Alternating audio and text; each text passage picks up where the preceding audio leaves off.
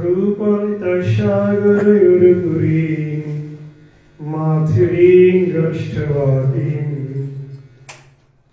राधाकुण्डं गिरिवरबुभुरधिकां मधुविशं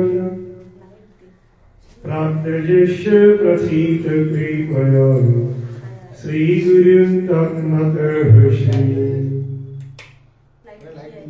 मूकं करोति वाचालं पङ्गुं लङ्घयति गिरिं यत्कृपातमहं वन्दे श्रीगुरुं दीनतारणम् वंशकल्पतरुभ्यश्च कृपासिन्धुभ्यैव च पतितानां पावनेभ्यो वैष्णवेभ्यो नमो नमः। प्रेमीघुर्नितनयन पूर्णिक चञ्चल मृगति निन्दिता वादन मण्डल चादिनी रमल वचनयमृतमृतम् ये निरुपम अलतिरदाम अंगे वरुपम शोभितम् जयति जय वशिजन्नवा प्रिय देहि मे शापदान्तिकम् कलादनष्टमि भक्ति युगं निज निज प्राविष्कृतं श्री कृष्ण चैतन्य नाम आविर्भूतस्य पदरविन्दे गौरं गौरं लिखितं चित्तभृङ्गम् वैराग्यवेता निज भक्ति युगं शिखार्धमेकं पुरुषपुराणम् श्री कृष्ण चैतन्य शरीरधारी कृपाम्बुधिर्यस्तमहं प्रपद्ये। हे कृष्ण करुणा सिन्धो दीनबन्धु जगत्पते गोपेश गोपिकान्त राधाकान्त नमोऽस्तुते। जय सनातन भक्त रघुनाथ श्री जीव गोपाल भट्ट दास रघुनाथ ये गोसारी करी चरण बंदन जहाँ की विघ्न नश अभीष्ट पुरम्। हरे कृष्ण कृष्ण कृष्ण हरे हरे हरे राम राम राम हरे हरे। गुरु गौरांग गांधारिका गिरिधरी श्री कृष्ण चैतन्य महाप्रभु अपार करुण कटाक्षेर आलोके प्रतिदिনের ন্যায় আজও আমরা কিছু কথামৃত শ্রবণ এবং কীর্তন করব, এই আমাদের আত্যন্তিক অভিলাষ। আজ বড় রসদা এবং বরদা পূর্ণ তিথি। আজকের মতো এই তিথিকে কেন্দ্র করে জগৎ বরেণ্য প্রভুজ্য চরণ নেত্রলীলা প্রবিশ্য জগদ্গুরু শ্রী শ্রীল ভক্তি সিদ্ধান্ত সরস্বতী ঠাকুর শিল প্রভুপাদ এই ভৌম প্রপঞ্চে আবির্ভূত হয়েছিলেন। গত দিবস শ্রীল প্রভুপাদের প্রতিমত্ত গুণাবলী, লীলাবলী, কথাবলী এবং ভাবাদর্শকে নিয়ে আমরা অনেক কথাকে শ্রবণ কীর্তন করেছিলাম। তার পরবর্তী অংশ এইরূপ।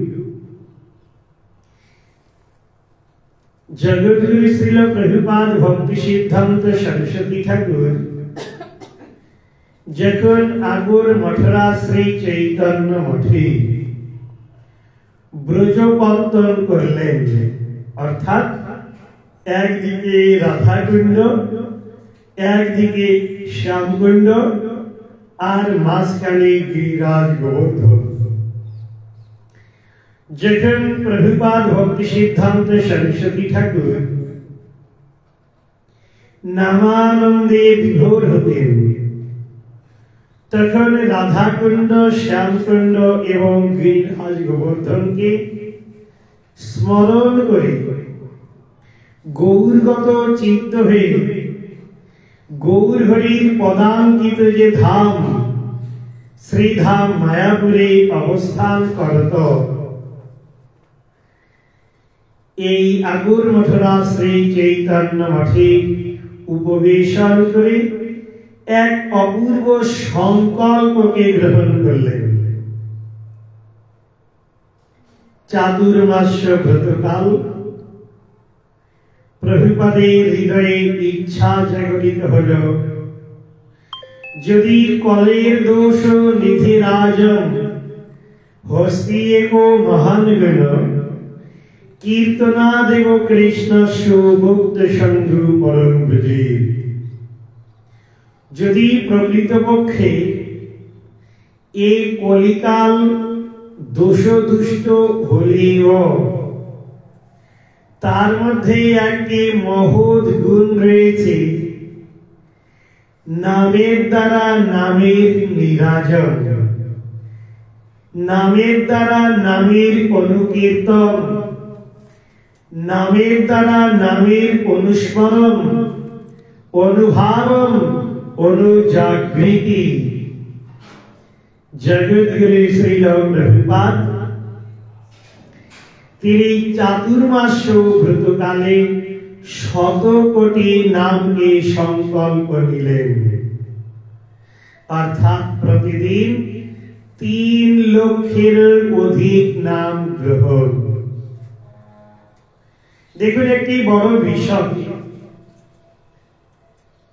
যদি প্রকৃতপক্ষে কলিযুগের যুগধর্ম হরিনাম সংকীর্তন হয়, তাইলে আমরা যদি কলির দুর্ভাগা জীব হই, আমাকে অবশ্যই প্রথম প্রাধান্য দিতে হবে শ্রী হরির নামকে। যেহেতু প্রভুপাদ জগৎগুরু, জগৎ আচার্য, আচার্যের কার্য আচরণ করত প্রচার কার্যের সমাধান। তাই প্রভুপাদ 100 কোটি নামকে সংকল্প নিলেন। ডান হাতে নামের মালাতে হরির নাম, আর নিজে হাতে ভব্যেশান্ন রান্না। আর কি করতেন, ভূমি মাটিতে ওই প্রসাদকে রেখে গোগ্রাসে, গোমাতা যেমন হাত লাগায় না, সেখানে ভালো মন্দ ব্যবহার করে না, ঠিক গোমাতার ন্যায় গোগ্রাসে প্রভুপাদ মহাপ্রসাদকে সম্মান করতে লাগলেন। শ্রীল প্রভুপাদের এই যুক্ত বৈরাগ্য দর্শন করে কলিযুগ পাবনাবতারী শ্রীকৃষ্ণ চৈতন্য মহাপ্রভু বড় দয়াবারী সিঞ্চন করবেন বলে মহাপ্রভু একা নয়, সঙ্গে নিত্যানন্দ, অদ্বৈত, গদাধর, শ্রীবাস পঞ্চতত্ত্ব এসে প্রভুপাদের সম্মুখে হাজির হলেন। প্রভুপাদকে বলছেন, আরে সিদ্ধান্ত সরস্বতী, সিদ্ধি তো তোমার করতলগত, সিদ্ধির জন্য তুমি এত লালায়িত কেন? তুমি আমার বাণীকে সারা পৃথিবীতে প্রচারের ব্যবস্থা করো। ঠিক একজন ব্যক্তির সঙ্গে একজন ব্যক্তি যেমন ফেস টু ফেস কথা হয়, মহাপ্রভু বক্তা আর নয়ন মণিমঞ্জরি স্বরূপা প্রভুপাদ শ্রোতা। এবার প্রভুপাদের হৃদয়ের সেই অপূর্ব আরতি সম্পন্ন ভাবকে মহাপ্রভুর সম্মুখে ব্যক্ত করতে লাগলেন। প্রভুপাদ বলছেন, হে কলিযুগ পাবনাবতারী মহাপ্রভু, প্রচার কার্য সমাধান করতে গেলে তো অর্থ বলের দরকার, জনবল লোকবল দরকার, বিদ্যা বল দরকার, বুদ্ধি বল দরকার। আমার কাছে তো কিছু নয়। দৈন হচ্ছে বৈষ্ণবের ভূষণ। মহাপ্রভু বলছেন, আরে সিদ্ধান্ত সরস্বতী, তুমি ইচ্ছা প্রকাশ করলেই বাস্তবে রূপায়িত হবে।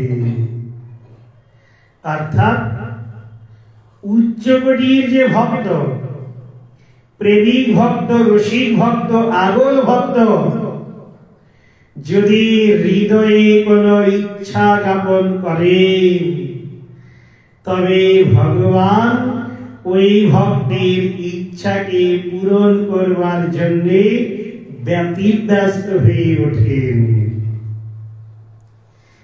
জগৎগুরু শ্রীল প্রভুপাদের এই হৃদয়ের ইচ্ছা যে মহাপ্রভু যে জানিয়েছেন, পৃথিবীতে আছে যত নগরাদি গ্রাম, সর্বত্র প্রচার হইবে মোর নাম। দেখুন, প্রভুপাদ তার গণ প্রথম ভক্তি প্রদীপ তীর্থ গোস্বামী মহারাজকে বিদেশে প্রেরণ করলেন। এরপর ভক্তি হৃদয় বনদেব গোস্বামী মহারাজকে প্রেরণ করলেন। অপ্রাকৃত প্রভু অর্থাৎ ভক্তি সারঙ্গ গোস্বামী মহারাজ গমন করলেন।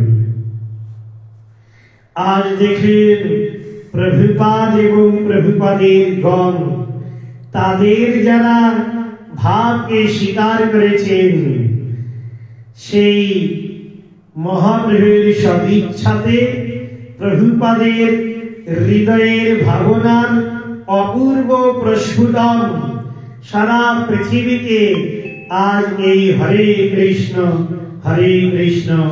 কৃষ্ণ কৃষ্ণ হরে হরে, হরে রাম রাম রাম হরে হরে অপূর্ব রূপে এই হরি নাম কীর্তিত হচ্ছে, আরাধিত হচ্ছে, নিরাজিত হচ্ছে।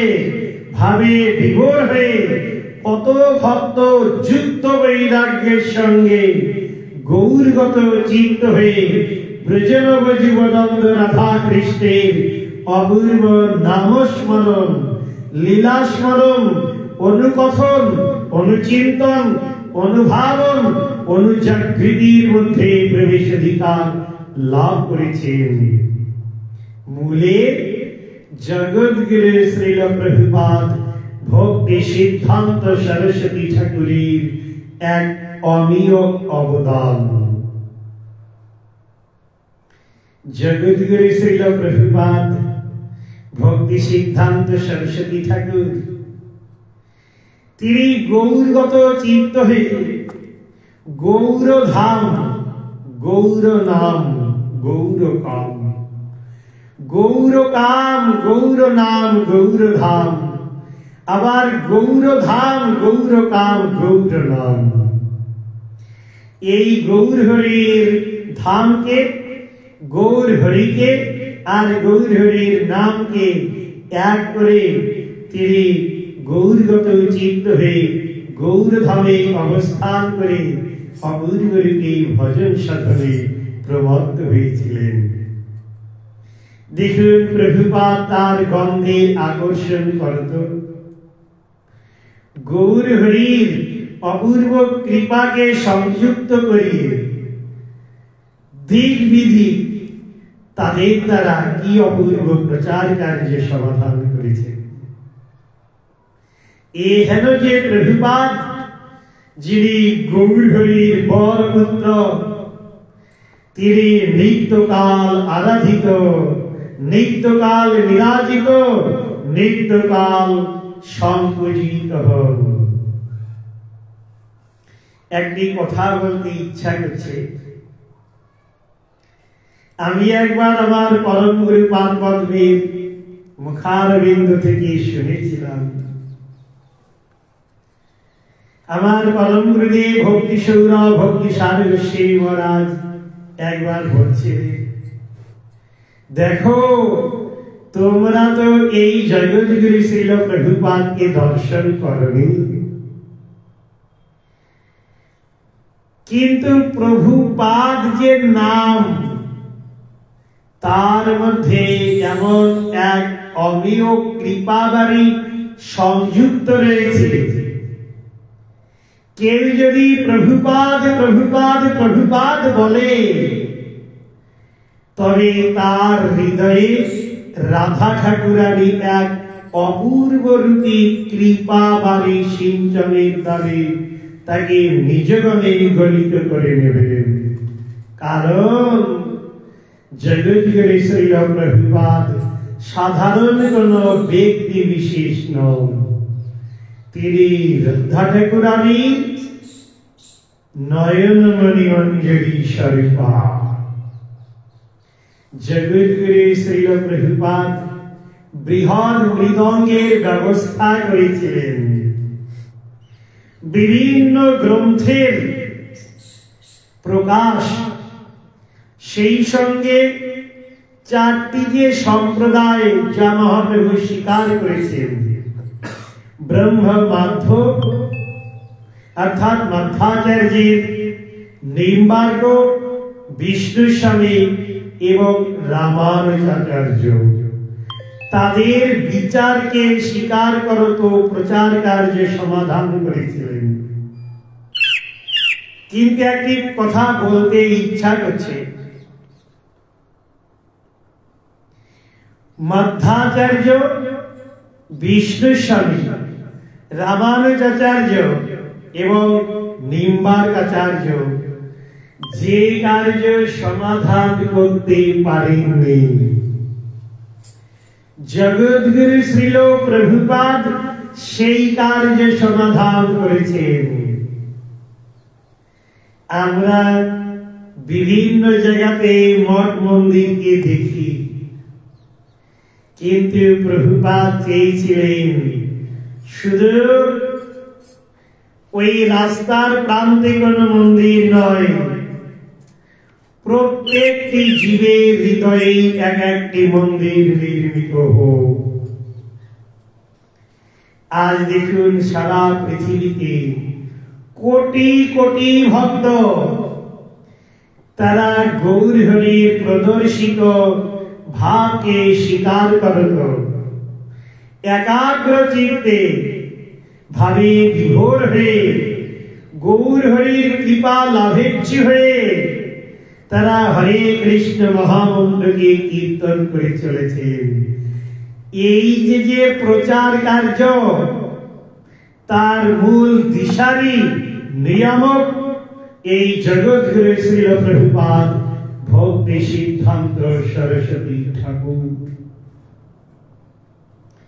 দেখুন শ্রীল ভক্তি বিনোদ ঠাকুর, জগন্নাথ দাস বাবাজি মহারাজ, গৌর কিশোর দাস বাবাজি মহারাজ, বংশীদাস বাবাজি মহারাজ যখন অবস্থান করছিলেন, তখন মূলত শ্রীধাম বৃন্দাবন, শ্রীধাম নবদ্বীপ এবং শ্রীধাম পুরী, যেখানে আউল বাউল কর্তা ভজা নেড়া দরবেশাই সহজিয়া সখী ভেটি স্মার্ত জাত গোসাই অতিবাড়ি চূড়াধারী গৌরাঙ্গ নগরী, এদের এমন প্রভাব, সেই প্রভাবের দ্বারা প্রভাবিত হয়ে শুদ্ধা ভক্তি যেন বিলুপ্ত হতে লেগেছিল। কিন্তু প্রভুপাদের আনয়নের দ্বারে আজ শুদ্ধা ভক্তির সেই অপূর্ব শিখা যেন বিশেষভাবে প্রজ্বলিত হতে লেগেছে। কেমন জগৎগুরু শ্রীল প্রভুপাদ দেখুন দেখি। শ্রীল প্রভুপাদ একবার শ্রী চৈতন্য মঠে অবস্থান করছেন।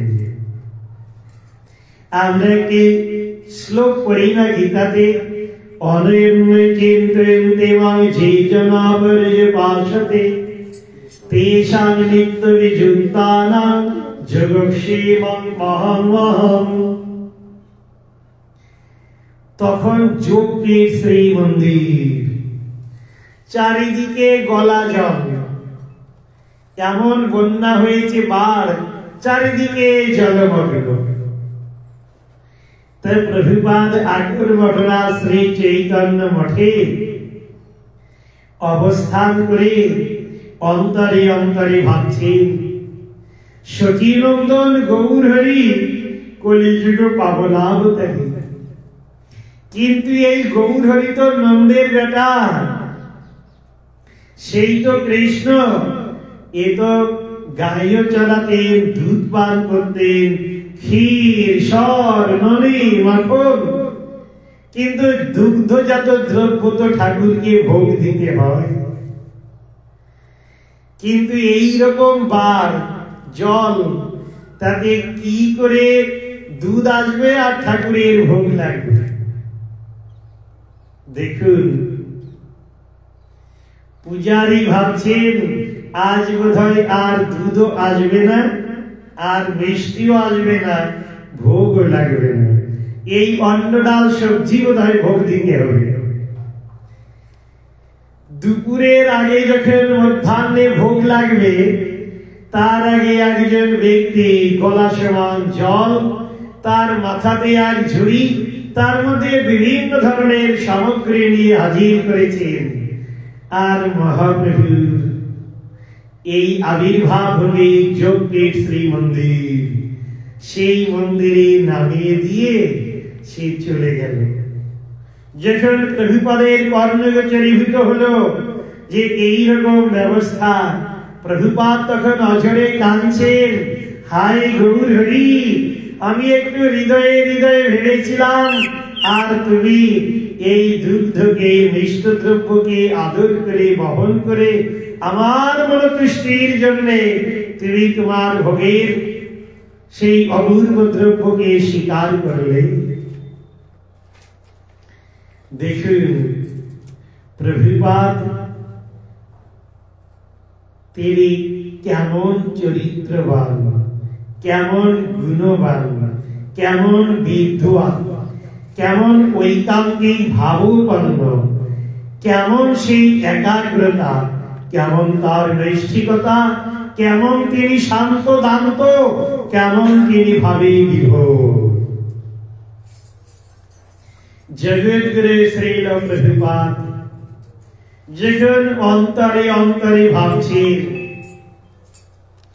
এই যোগপীঠ শ্রী মন্দির মহাপ্রভুর আবির্ভাব ভূমি, যদি একটি অঙ্গভেদী সুরঙ্গ মন্দির নির্মিত হতো, আর সেই মন্দিরের অভ্যন্তরে শ্রীকৃষ্ণ চৈতন্য মহাপ্রভু আর তার যে নিত্যাশক্তিদয় লক্ষ্মী প্রিয়া বিষ্ণু প্রিয়াকে বসিয়ে খুব মনের আনন্দে অবলোকন করতাম আর তার সেবা পূজা করতাম।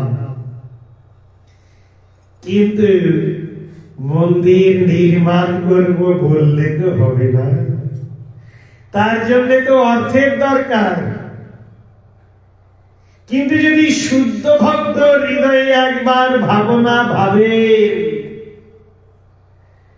তবে বিশুদ্ধ সত্য পরমেশ্বর ভগবান ওই ভক্তের মনোবাঞ্ছাকে অবশ্যই পূরণ করেন। শ্রীকৃষ্ণ চৈতন্য মহাপ্রভুর আবির্ভাব, হোলি মহোৎসব, দোল পূর্ণিমা, তার আগে প্রভুপাদ বলছেন, দেখো এখন কলকাতাতে আর এই কৃষ্ণনগরে বিশেষভাবে প্রচার কার্য চলছে জেবিটির কালি। তখন সুলেখা কালি দিয়ে উইনচান পেন শীষ কলম তখন ওঠে নাই, তখন এই ডট পেন নয়, তখন কালির কলম ছিল, লিখতে হতো। আজও আমার বাক্সে আছে। এখন প্রভুপাদ বলছেন, দেখো ওই জেবিটির কাছে যাও না, যদি ব্যবস্থা হয়। নিমন্ত্রণ জানালেন, তিনি কথা দিলেন, আমি অবশ্যই এই দোল পূর্ণিমাতে গমন করব আর মহাপ্রভুর কৃপাকে বরণ করব। আর মহাপ্রভুর আবির্ভাব ভূমির সর্বশ্রেষ্ঠ প্রচারক ভক্তি সিদ্ধান্ত সরস্বতী ঠাকুর প্রভুপাদ, তাকে অবশ্যই দর্শন করব। দেখুন, যখনই না এই জেবিটি আসছেন, প্রভুপাদ দেখলেন গুণী মানী ব্যক্তি, ধনবান ব্যক্তি, তারা তো প্রতিষ্ঠা চায়, তাদেরকে একটু প্রতিষ্ঠা দিলেই ভালো হবে। প্রভুপাদ তাদের দেহের বিচারকে না করে তার ভেতরে যে সেলফ এন্টিটি আইসুল আত্মা রয়েছে, তার তো মঙ্গল হোক, এই চিন্তা করে একটি পূর্ণ কুম্ভ একটি জলের কলসি নিয়ে দাঁড়িয়ে রয়েছেন, সাদর সম্ভাষণ জানাবেন। যখন জেবিটি এসেছেন, এসে প্রভুপাদের ওই অপূর্ব শ্রী রূপামৃতকে দর্শন করে সর্বাগ্রে প্রভুপাদের চরণে একবার সাষ্টাঙ্গে প্রণত হয়েছেন, প্রণাম করেছেন। প্রভুপাদ দোল পূর্ণিমার আগের দিনে যোগপীঠ শ্রীমন্দির শ্রী চৈতন্য প্রচারিণী সভা অদ্যাবধি ওই টেলিশন চলে আসছে। যখন এই জেবিটিকে কথা বলতে দিয়েছেন, তখন তিনি বলছেন, আমি যখন বিবাহ করেছিলাম তখনও আমার মাতা পিতার কাছে প্রণত হইনি, কিন্তু যে মহাপ্রভু দ্বারক প্রান্তে উপনীত ছিলেন, কেমন যেন তার কৃপা আমার মস্তককে নত করিয়ে নিল। আমার হৃদয়ের ইচ্ছা, আমার এই জগতে স্থাবর অস্থাবর যা রয়েছে, সব এই প্রভুপাদের চরণে সমর্পণ করব। প্রভুপাদ কিন্তু ভিক্ষা মাগেননি। দেখুন, সেই তদানীন্তন কালে এই যোগপীঠ শ্রীমন্দির নির্মাণের জন্য 13 লক্ষ টাকা লেগেছিল। এই সব অর্থ প্রদান করেছিলেন এই জেবিটি। আরেকটি বড় কথা, পরবর্তীকালে তিনি প্রভুপাদের চরণ আশ্রয় করে একবার বেশ গ্রহণ করে অপূর্ব নাম সখীচরণ দাস বাবাজি মহারাজকে অদ্যাবধি যোগপীঠ শ্রীমন্দিরে প্রবেশ করতে বাদিকে ভক্তদেরকে দর্শন করছেন আর কৃপা বাড়ি সিঞ্চন করছেন। প্রভুপাদ ইচ্ছা প্রকাশ করলেন, কোথায় না কলকাতা, সেখানে তো শিক্ষিত সমাজ, যদি কলকাতাতে একটি মন্দির নির্মিত হয়, তবে বড় বড় রাঘব বোয়ালকে ভালো করে জালে ধরতে পারবো। প্রভুপাদ বাগবাজার গৌরীয় মঠকে প্রতিষ্ঠা করলেন। দেখুন, যদিও গৌরী কিশোর দাস বাবাজি মহারাজ বলেছিলেন, দেখো কলকাতা কাতারে কাতারে কলি, আজ প্রভুপাদ বাগবাজার গৌরী মঠকে প্রতিষ্ঠার দ্বারে সারা পৃথিবীকে অপূর্ব রূপে গৌরবাণীর প্রচারের একটি মূল কেন্দ্রকে স্থাপন করে তুলেছিলেন। প্রভুপাদের যে বিচার সে সর্বোপরি বিচার। প্রভুপাদ গোষ্ঠানন্দী ভজনের ব্যবস্থা করেছিলেন। নিজে ভজন করব, অপরকেও সেই ভজন করাবো। নিজে ভজন করব, ভজন রস আস্বাদন করব, অপরকেও ভজন করাবো, ভজন রস আস্বাদন করাবো। বিবিক্তানন্দী ভজন অপেক্ষা প্রভুপাদ গোষ্ঠানন্দী ভজনকে শ্রেষ্ঠ বলে স্বীকার করেছিলেন। প্রভুপাদ বড় বড় বিল্ডিং বানিয়েছিলেন। অনেক ব্যক্তি বলেন যে যিনি ভজন করবেন তিনি গাছতলায় ভজন করবেন। ভাই, এখন এই কলিকালে তোমাকে আর রূপ সনাতন শাস্ত্রে হবে না। তুমি ওই রূপ সনাতনের ভাবকে হৃদয়ে বলন করো, আর জগৎগুরু শ্রীল প্রভুপাদ ভক্তি সিদ্ধান্ত সরস্বতী ঠাকুরের বিচারকে হৃদয়ে ধারণ করো। তবে বিষয়রূপী বিষ তোমাকে স্পর্শ করবে না।